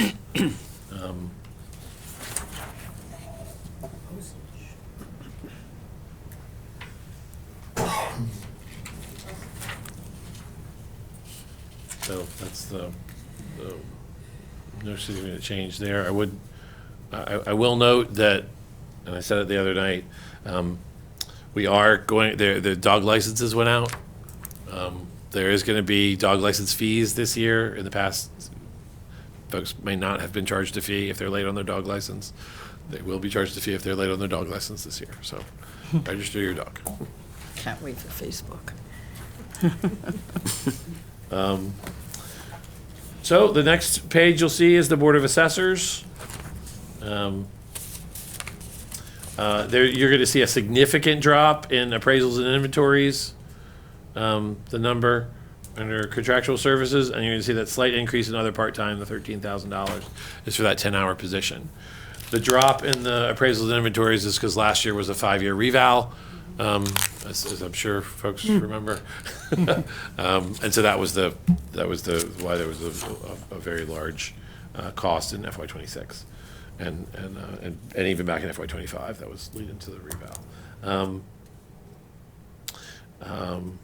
So as you can see, that the assessor's office actually, even though we're adding a part-time person, we're dropping the overall cost for the assessor's office. Town legal services. this is one situation where we budget slightly differently than we do in some other departments. We have a contract with KP Law that has a cap. So basically, like, we will never, even if we expend more than $275,000, after that, every hour is free. So we fund the cap. Historically speaking, as you can see, we do not spend near the cap. But it's best practice to, when you have a contract like this, that, you know, there may come a time when we have litigation that we can't not do. And I would not want to have no money to pay for legal services. But I will say, we are actually trending down, you know, on legal services. So I hope that FY26 is similar to or less than FY25. I give out free legal services in my office every day. I play one on television. Can I ask a question on this one? Madam Sure, Chair? please do. So any litigation that could come about with the MBTA matter, would that come out of this budget Yes. line? Okay. So there are two types of lawsuits that we get involved in as a municipality. There are those like the MBTA litigation that happened this morning, that we are represented by town council, and then there are damage claims where we're represented by insurance counsel. So if, for instance, a snow plow hit someone's fence, that's an insurance claim. We are covered by Maya, so they pay the attorney to represent us. So we pay, that's part of our premium. But if we institute litigation, or it's litigation that's not under insurance that we're covered, it is paid for by town council and comes out of this line. Thank you. Where's our Maya deductible come out of? When we talked about insurances, Yep, that's it's in there. all those, the general liability insurances are all in there. That's the end of general government. I know we wanted to spend just a couple of minutes discussing debt. I believe that was back actually before. Maturing debt and interest, 59. Yeah. Unclassified expenditures, I think somebody wanted to talk about. So this is, yeah,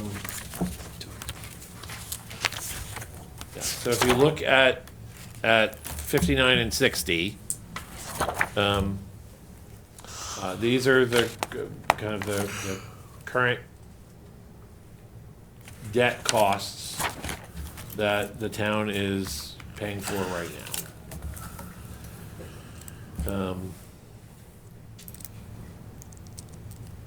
The significant portion of the debt is under schools. The water and sewer debts are under those separate funds, and they're funded by the ratepayers.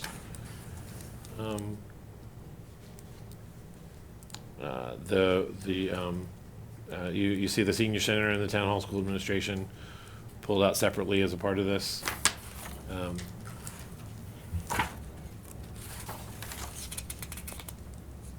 One of the things that's notable about Wilmington is our relatively low debt profile for a town this size.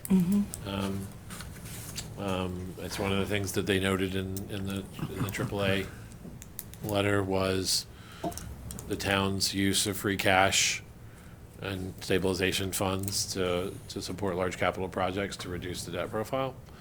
So we're going to continue to kind of follow that script. Well, you're proposing to build a fire substation without using debt. There's a lot of communities that just couldn't do that. Yeah, I will say that, given what we're looking at realistically about a DPW barn, we are spending less this year in free cash that we brought in free cash last year. So we're, even at the end of the budget process, we're gonna have more free cash than we had last year, and that doesn't count kind of our end of year free cash. When the bonding agencies look at our debt, is there a general percentage that they would like to see a town or a city below? you know, when they come in and look at our numbers, what is it that is attractive to them? There must be some sort of stepping system that, Yeah, I'm not sure the metrics that they specifically use. This is she what I kind of said. looked like she knew the answer. I'm sure that she knows. She was aching to answer this question. So S&P, this fiscal year, this year changed the way that they're doing their rating. So they're looking at our ratio from our general fund budget, how much reserves we have, how much we're turning back, so it's a whole thing. So I can't say the exact percentage of debt, but they're just making sure that we're following our policies and procedures that the town adopted many years ago, and that we're within that. Right now, our ratio of debt to our general fund budget is like minimal, so we get like a higher score on that rating. I did want to just point out one other thing on page 59. The town manager spoke about the school band being within the bottom section here of the 1.4 million. That also includes water and sewer. Water and sewer gives us an indirect transfer back, which you will see on the revenue page. So it is included here, but they pay us back. So I just wanted to point that out. So there's a band in there for 1.1 million, plus another band for 5.5 million. Thank you. So, kind of following up on the bonding issues. So, this year, I assume we transitioned all our bands for town hall, school administration building to permanent financing. So what did we get for an interest rate for that? That's in, I have the debt schedules. that's on page 64. So page 63 is the senior center, and page 64 is the town hall. I also added the coupon rates this year per the request of the finance committee last year, so you can see all those in there as well, which is helpful. Mhm.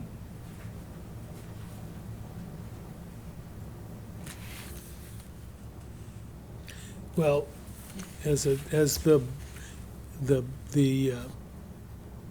well, why don't you explain to me what a coupon rate is? So the coupon rate here is the rate that we are paying for our interest on So the year's debt. that's a standard interest rate. Correct. So What how co- come we're getting a band at 3.5% and permanent financing at 5 and then 4?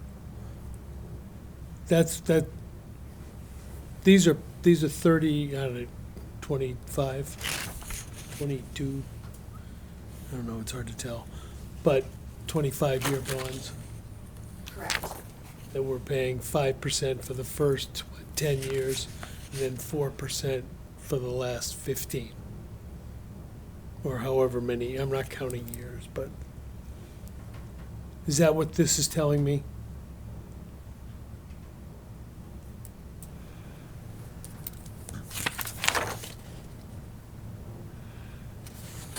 Thank you. Same situation with the town hall. Yeah, they both look very similar. Mm.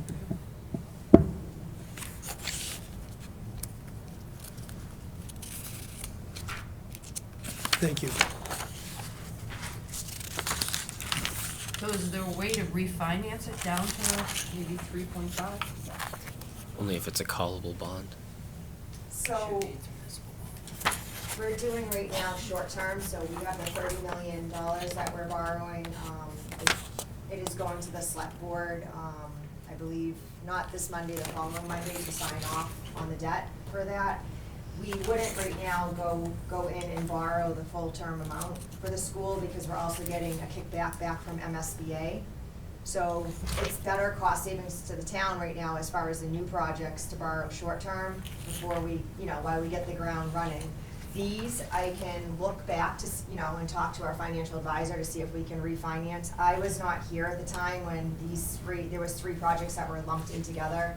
There was something, I think, a tank for maybe water as well, but absolutely I can look out and see. I don't know if it's too soon to do that. Right. We're on the first year of this. Right. 'Cause last year was interest. Because I know we did it for the high school. Yeah, I will look into that. And it's something that we're gonna continue to look at, you know, when, in 2028, when we're done with the construction of the school, we're gonna be looking for another large bond, and that, you know, and we'll of course reevaluate all our outstanding debt at that time to see if it makes sense for us to kind of renegotiate that anymore. Right now, we're seeing the trends, the rates are currently going down, which is great. So my hope is that they'll continue to go down, but I can't really predict, unfortunately. I can't predict the future, but I would hope that for Wilmington, that we can continue to see a trend. Refinance, save some money is the hope.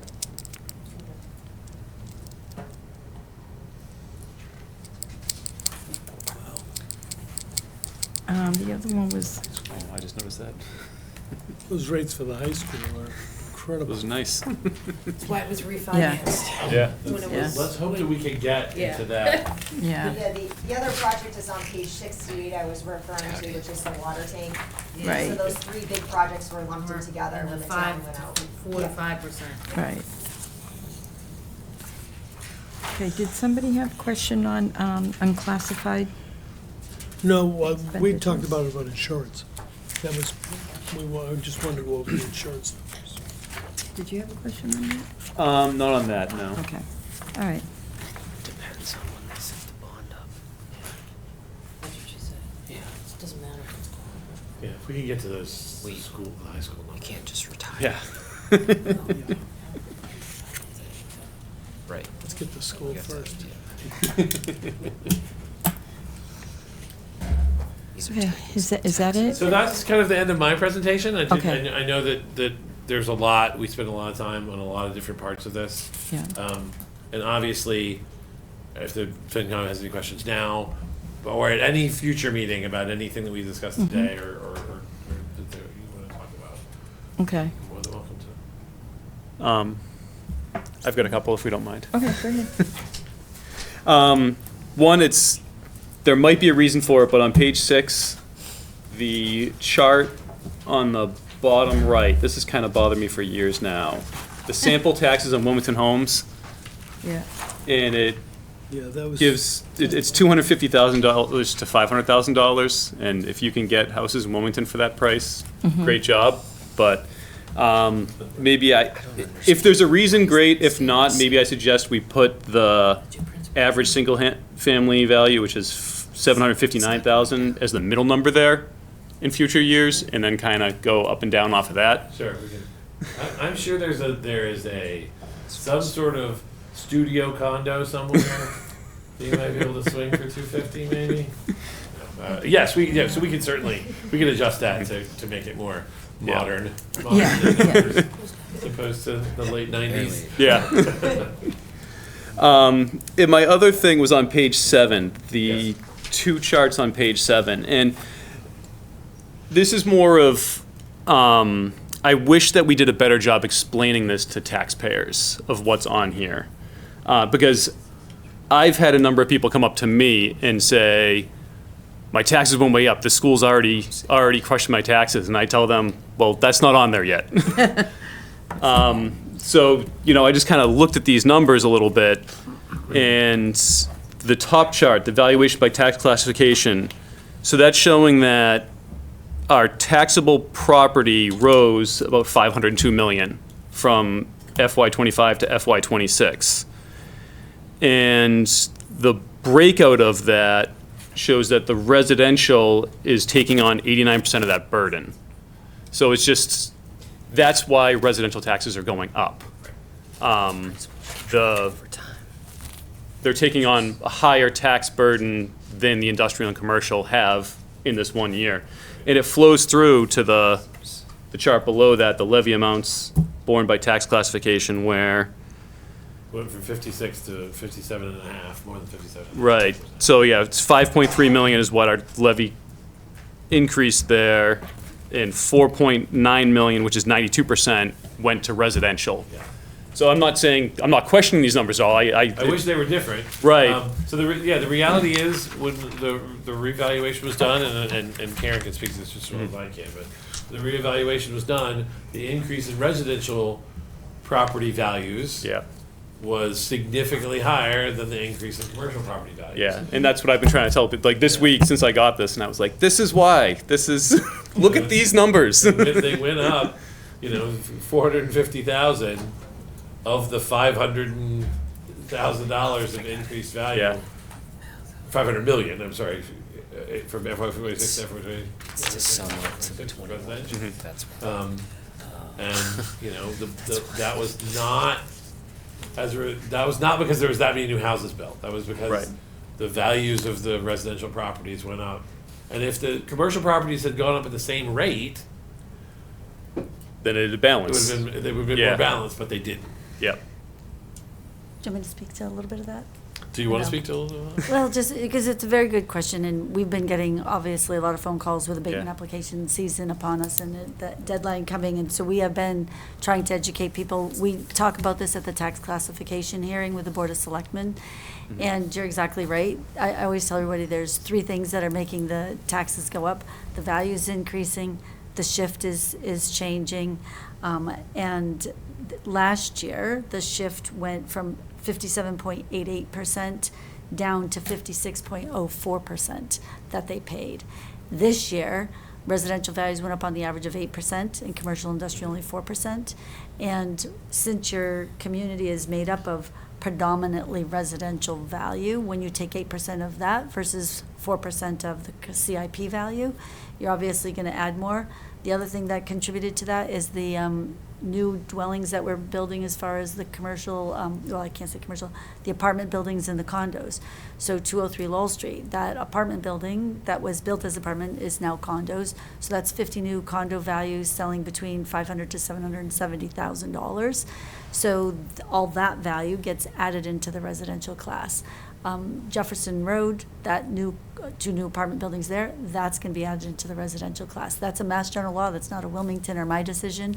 At West Street, that new apartment building, that's going to go into the residential class, so that bucket keeps getting bigger, and your office buildings and your retail aren't increasing at that same rate.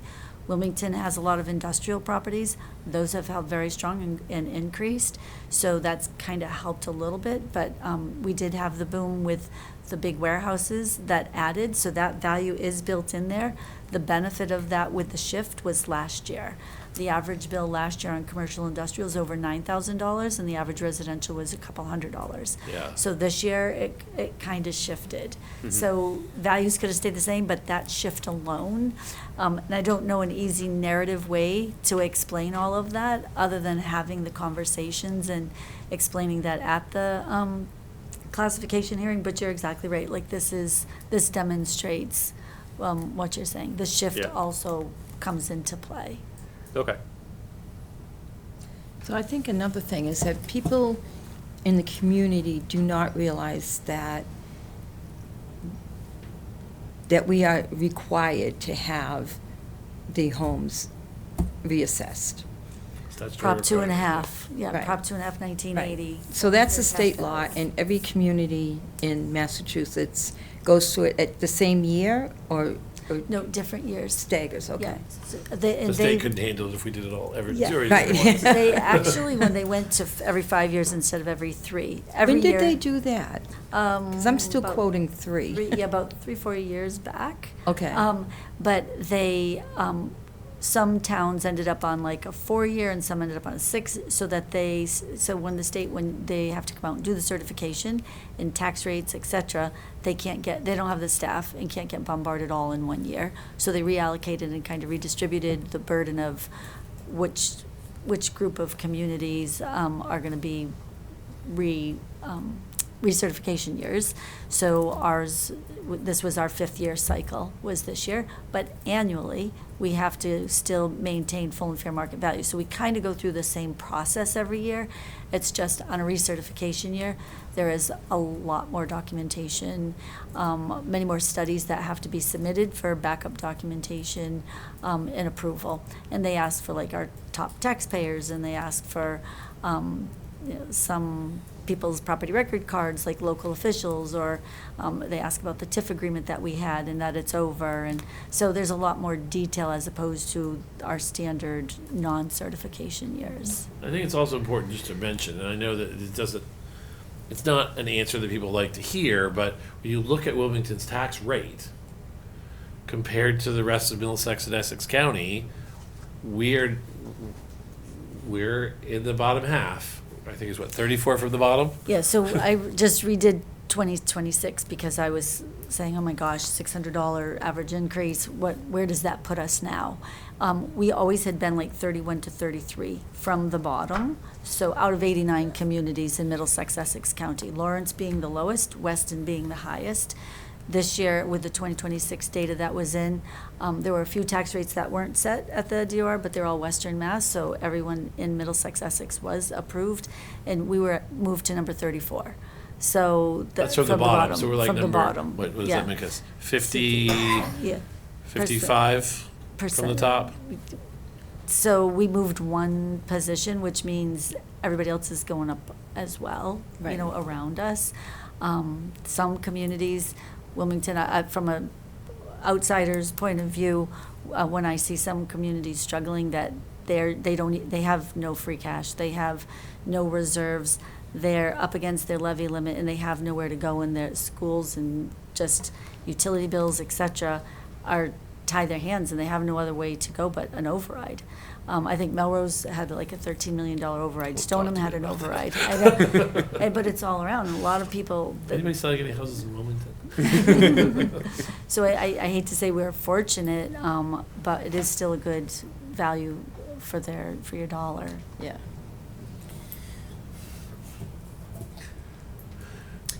I'll go one more just for fun. I just want to point out for anyone who's watching, Chapter 70 proposed aid went up 1.7%. You talked about how the school worked really hard to get their budget increase to 4.94%. The state's giving us an extra 1.7%. Again, state's not keeping up with the rise in school costs. Write to your state legislature, ask them to increase Chapter 70 aid to communities. I think you need to run for office. All those in favor? Got my vote. Okay. All right. Does anybody else have any questions? No? All right, so we are meeting on Saturday here, 9 a.m., for the final meeting in this building. So. Something goes completely sideways. Yeah, so we'll be flexible. I mean, it's possible the following Saturday, we may not be able to get into the new building, but you'll keep us informed. I'll keep you informed. I'm fairly certain that we're gonna Okay. be at the new building. All right. I believe that I would have heard if WCTV and IT weren't able to have us up and running next Okay. Saturday. All right. And I've talked to all the department heads. They're ready to roll. So I just wanted to tell the committee members, by going to our new schedule, for people at home that are not aware what we're doing, we're shifting a lot of our meetings into a few meetings, and they're being held on Saturday mornings. I think we have 3 Saturdays that will take the place of a big chunk of meetings that we were attending at night after working all day, going out in the cold. So hopefully this will work out well. My calculations say that we're going to have 6 meetings. Last year we had 10. So I think that's going to be very positive. Let's hope. Yeah, and I think from the town side, I think you'll be able to I think we'll be able to move quickly through. All the department heads will be right here and ready to roll, and Right. and so we can move through it as quickly as you guys are comfortable with, or Right. be as detailed as you guys are comfortable with. And Right. And keeping in mind that we do have just 3 hours, and when you look at Saturday's schedule alone, we've got some big departments in there. So we're I think going. there are going to be a couple of 5-minute departments. Yeah, so we're going to have to monitor ourselves so that we can be prepared for the bigger departments. And on the off chance that, we do manage to get through the early batch early, Jamie and Joe are going to be here early. Good, so they yeah. can start before 10 Okay, if we manage to rail off a few. right. And public buildings is coming in too. Yes. I think if you look at, and not just to give everybody a preview, but if you look at DPW's budget, I think the only questions you're going to have for DPW are capital plan questions. Yeah, that's all we ever, And you know, and Yeah. because this capital plan budget isn't huge, you know, I think it's going to be relatively easy to get through DPW and water. well, Jamie does a great job with his Does a good job at narrative. Everything that he does. Yeah, honestly. So this will be great. We'll be fully prepared to review that budget. Okay. The last meeting, the school meeting, you announced on Tuesday night that that's moving to the Saturday, right? Yes. Okay. Is just it wanted to- definitive? I talked to David and Carrie there. We're gonna be here on Saturday. Okay. Not this coming Saturday. No. Yeah, Saturday at the end of February, so. Yeah, it's the end of February. So that was on the original agendas. You might see that as being Thursday night. What was happening is that the TAC was presenting their budget the night before. So, as I explained to Eric, that we are going to be really aggressive with these schools to get their budget, like, the next day, like by 9 o'clock that morning, whether it's electronically or printout or whatever it is. Whatever they present to their school committee should be in the position where it can be presented to us. Sure. So then looking at that and realizing that if we get that Thursday morning at like 10 o'clock, assuming everybody's available to just come down here and grab it, you're not going to have any time to look into it if we meet on Thursday. Yeah. So, and I know Scott, I'm just saying, so if we move that to Saturday, we didn't have anything planned on Saturday anyway, it doesn't disrupt our flow. So that's why we're doing that. Okay.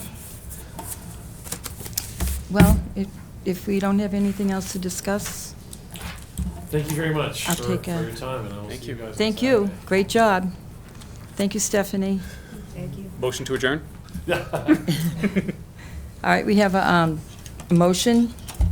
Do we have a second? Second. Second. All right, we'll have a roll call. Mary Ann Galezzo? Yes. Andy Levine? Oh, excuse me, he's gone. Chris Diorio? I think he's I got don't think it. Chris is there, yeah. Oh, okay. Brad Jackson? Yes. Joe Levino? Yes. Anthony Nelson? Yes. Scott Neville? Yes. Teresa Manganelli, yes. All right. Thank you very much, Thank you very everybody. much.